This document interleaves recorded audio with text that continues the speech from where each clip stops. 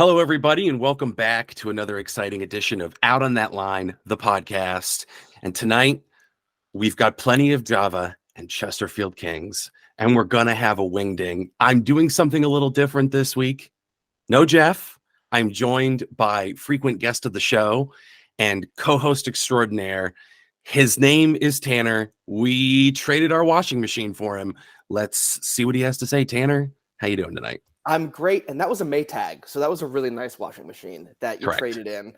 But yeah, here I am, very, very glad, very honored to be back on the pod, and very excited for what we've got cooking, what we've got in the hopper for the people tonight.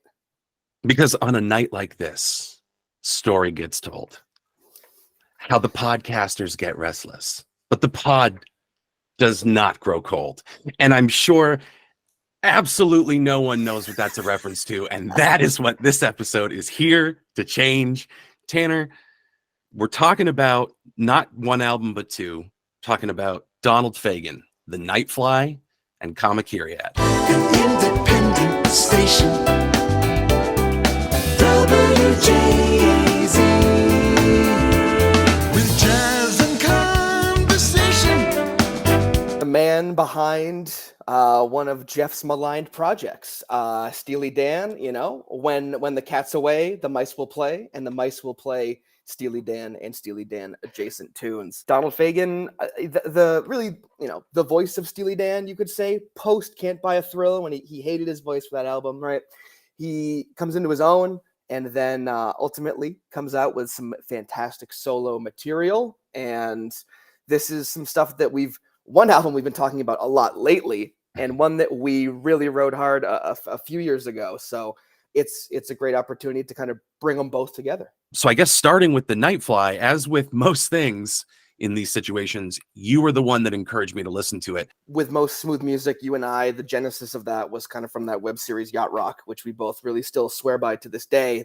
Those mad geniuses that made that show, and got really, really into the Steely Dan of it all. And, you get to a certain point and you run out of Steely Dan material. And I was at a record store. I want to say it was Exile on Main Street in Barrie, but it might have been Buick-Spieler in Montpelier. And I was just flipping through the Steely Dan CD section, and the Nightfly was in there. It has enough of that Steely Dan to it that on a first listen, it immediately hooks you. And then it's one of those things for me that gets better with every listen. Still, all these years later, we're talking, 8-9 years later at this point. The Steely Dan sound really becomes solidified, like who contributed what when you hear this, because you realize that the dark, sarcastic, biting lyrics really all came from Walter Becker, and Donald Fagen was the jazz polish, the sound, and there was a lightness to it. And that, I think, is what really kind of made me take notice of this. Is it's so relentlessly optimistic and nostalgic without it ever turning into a bit, and it never gets bitter. None of it's ironic. It's all just beautiful memories for Donald Fagen. To me, it begs the question, like, what is cool? You have the cool that's kind of sold to you, like, commercially, meant to get you to buy things. Like, that's cool. You want to be cool. Cool to me is a state of mind, and Donald Fagen was fucking cool. This music is cool. If you don't get it, it's like me and Taylor Swift. I don't get it. That's fine. It's not for me. But you cannot say that this shit sucks. It bothers me to no end when people say Steely Dan, and by extension Walter Becker and Donald Fagen, suck, or Yacht Rock sucks. You just don't get it. It just misses you. And you talk about the cool aspect, and I mean, I was just recently, watching some interviews, getting ready for this recording, and that's something that really rang out to me too, is that Donald Fagen, even in interviews, is just like relentlessly cool. Like, he's just so laid back while also being so matter of fact and funny, like genuinely funny, very dry. It's a very dry, very dry wit. You mentioned that like it's so nostalgic, it's so happy, and it takes, for me, especially somebody that played in jazz band in high school and listens to jazz when I can, there is a lot of the jazz that misses me. There's a lot of the improvisational aspect or the jazz standards per se. Oh, this is someone's take on this jazz standard. Whereas this is like jazz, like it's listed as one of the genres on Wikipedia as jazz pop, and that's like a perfect. It's accessible jazz. You know what I mean? It's not something that he's off the map. Oh, whoa! Like it's just like it's accessible. It's happy. It gets your toe tapping. If you took like Steely Dan as like a and just connected it to a mixer, let's say, and you had some knobs, and you would take an album like Asia, and you would just turn the rock down a little bit, and turn the jazz up a little bit, and turn the pop up a little bit, and that's kind of where I think the Nightfly comes out of. And it's interesting that you talk about engineering, because this album truly was like an early feat of engineering with digital recording. That was a big part of it. They experimented with it with Gaucho, and that ended up being an analog album. But they really put in the work to make this a digital recording, and it was tough as hell, and weird fucked up stuff was happening at the same time. I mean, Donald Fagen basically wasn't forced on his own because he wanted to do solo stuff, but Walter Becker was badly addicted to heroin. Walter Becker got hit by a fucking car during the production of Gaucho. Yeah. Fucked his leg up. His girlfriend OD. A lot of bad stuff happened to sweet Walter. May he rest in peace. And I think all of it kind of set the stage for Donald Fagen to be like, well, here's stuff that's like relentlessly, unrepentantly Donald, and he got to fuck around with some stuff. I think it was good for him to be the one, like the driving force in those sessions. I mean, down to the most minute details, Steely Dan were studio perfectionists. 55 takes to get the end of Babylon Sisters on Gaucho. When are we going to be done? You get it perfect. Take 537. But you get out of it this incredibly, like, it was recorded over 8 months and mastered in 10 days. And became this beautiful, like, audiophiles swear by it for setting your calibrating your record player. And I guess I would like to start at the top, because I remember exactly my first experience with this album. You recommended it. I think you bought me a copy. I'm pretty sure you bought me a copy and were like, go listen to this. So I went and I plugged the headphones in and I listened to it on vinyl, and the second IGY started, I knew something special was going to happen. And that is it's a perfect album opener because it's setting the tone for what's coming. Well, by 76 will be okay. The beautiful world that will be. What a glorious time to be free. I love this concept of the relentless optimism of the jet age dream. IGY stands for International Geophysical Year, which was supposed to be this period of time where the world scientists were going to collaborate for the betterment of mankind. And we all see what happened there. But this song is about living through that period. We're looking at the IGY in retrospect and saying, what a great idea. Donald Fagen, as a teenager, is looking at the IGY and saying, holy shit, this is going to happen. And when this happens, we're going to have underwater rails 90 minutes from New York to Paris. Like, oh, it's just so perfect. It's envisioning this like beautiful utopia. It's what he must have imagined in that moment as a young man. And now, like, we're getting to experience that with him with this wonderfully chipper tune. It's flawless. For me, the last line of that phrase, "We'll be eternally free, yes, and eternally young." We'll be eternally free, yes, I'm eternally young. A beautiful world that will be. I have immediate layers of carefree, childlike wonder. When the horn line hits, you just feel like everything is going to be okay for the next 6 minutes. And I believe we watched a YouTuber do a reaction video to this song, hearing it for the first time. And like we got to witness him go through that, which was fantastic. But I had never heard of what the IGY was. I had no idea of what it was. And if it wasn't for this, I probably would never know. And to open the album, and again, it's the nostalgic album. It's him looking back on his past. The liner notes, we talk about just like being cool without being cool. His note on the liner notes.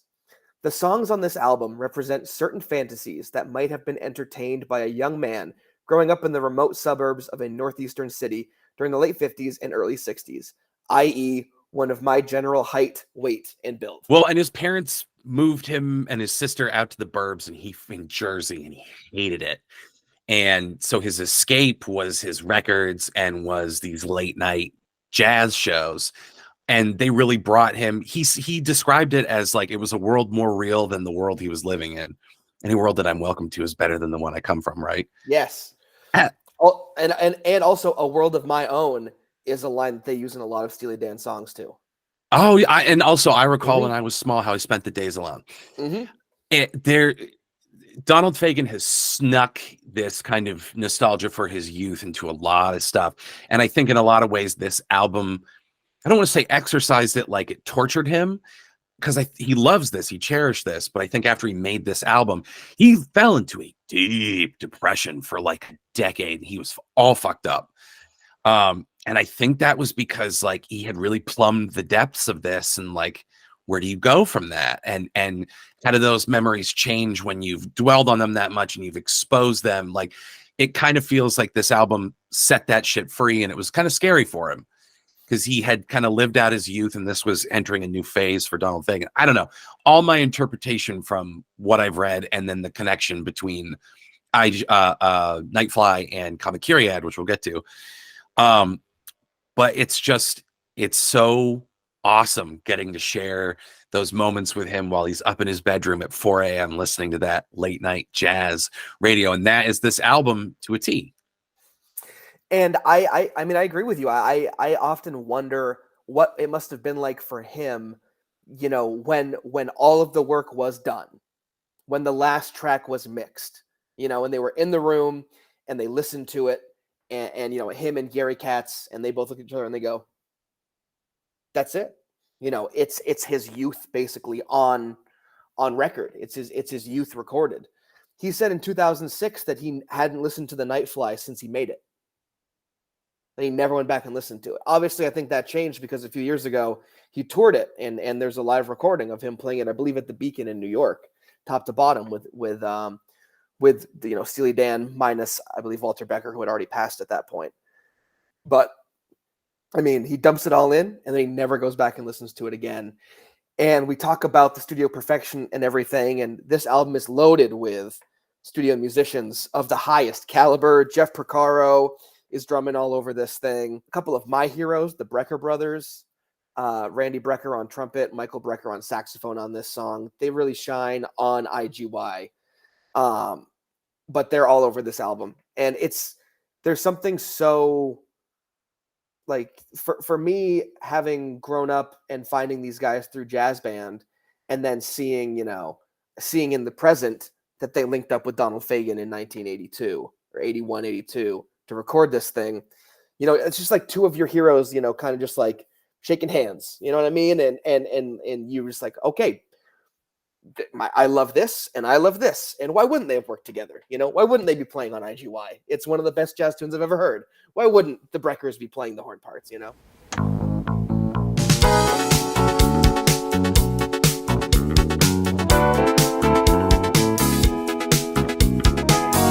New Frontier is another one of those just like relentlessly paced, never lets out, just keeps riding that dun dun dun dun dun dun dun dun dun dun dun.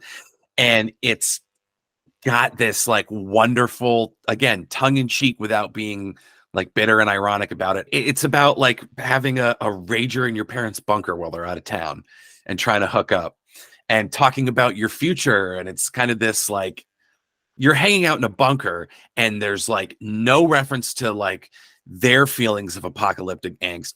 It's literally just that line. It's a dugout that my dad built in case the Reds decide to push the button down.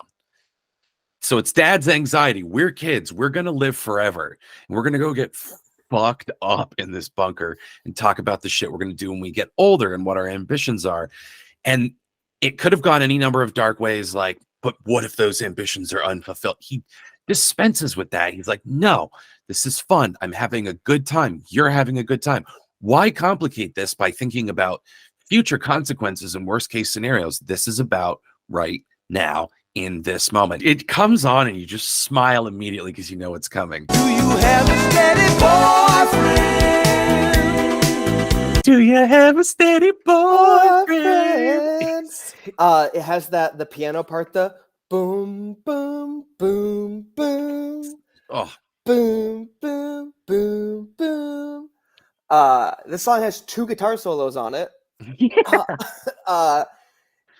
There's that line after "Do you have a steady boyfriend?" He goes, "'Cause honey, I've been watching you." And then he goes, "I hear you're mad about Brubeck." And then there's just like 30 people singing Brubeck. And then at one point he just goes like, "Doo-doo-doo-doo." I hear you're mad about Ruben. Like way in the back of the mix. And it's like one of my favorite parts of the whole fucking album. That little part that he does there. But again, you know, on the hook, well, I can't wait till I move to the city. oh. Yeah. Well, I can't wait till I move to the city. And again, you mentioned it. It's like in that moment. It's like that line where it's like, you never realized like that when the times were good until it's over. You know what I mean? It's the total inverse of that. It's we're about to have a good time and we know it. We're gonna have a wingding in my dad's bunker. He's got provisions, lots of beer. I liked where you saying where it's like the inverse of, this song is never let the party die, but also acknowledging, well, it's got to end. But while this is happening, we're going to have as much fun as possible. And I bet you that bunker stank. It was stinkier than hell when they got done in there. Stinky bunker. Stinky. I mean, and then just like rolling into right after that, the titular track, The Nightfly. I'm Lester the Nightfly. Hello, Baton Rouge. Would you turn your radio down? You said New Frontier might be your second favorite. Discussing it may have overtaken The Nightfly, but I have such an affinity. It's one of those character-focused, very character-driven songs that would be, again, at home on any Steely Dan album. But it's from the perspective of one of these DJs that he stayed up all night listening to, and they're taking these weird phone calls. Say there's a race of men in the trees. Just like he recreates that experience musically, and then with these little flourishes, like an independent station. WJZ.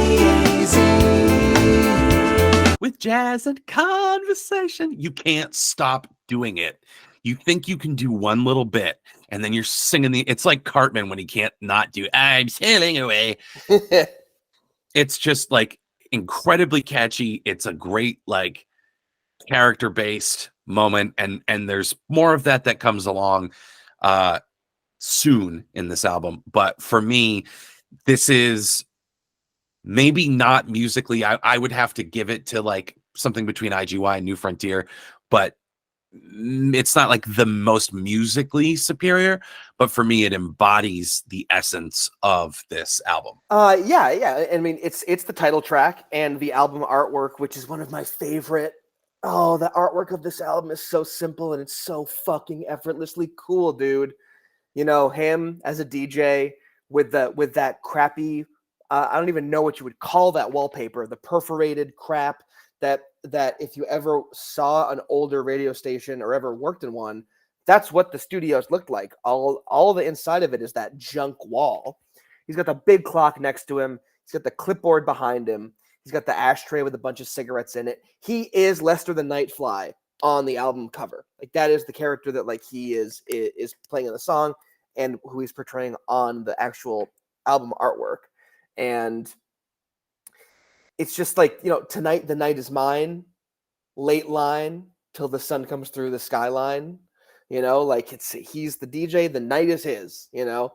And also I have a line here, chorus hits so goddamn hard, the audacity of this man. It's my third favorite song on the album.